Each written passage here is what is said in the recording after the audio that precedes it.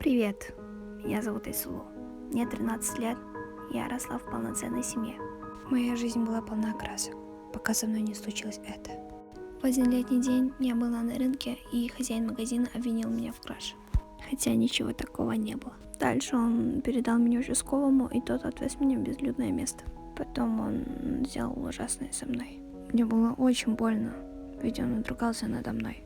Он сказал никому не говорить. Если я скажу хоть кому-либо, то я должна буду огромных денег и буду опозорена. Этот день был ужасным, и я была в страхе, что буду опозорена на всю страну. Моя совесть говорила, что я обязана молчать. И так прошло полгода. Он каждый день забирал меня со школы и отводил в гостиницы.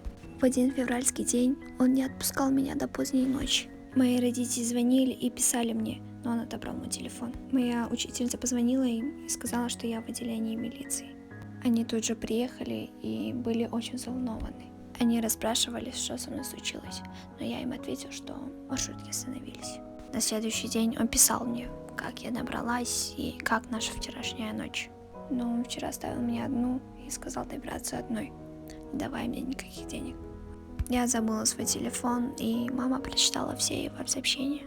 В ее голове сложились все пазлы. Она подбежала ко мне и спросила, что это такое. Я не выдержала и, расплакавшись, я рассказала. Мы сразу же поехали в милицию, и это спасло меня. Согласно статьям 154 изнасилования и 155 насильственные действия сексуального характера Уголовного кодекса преступления в отношении ребенка, не достигшего 14 лет, наказывается лишением свободы на 15 лет, либо пожизненным лишением свободы.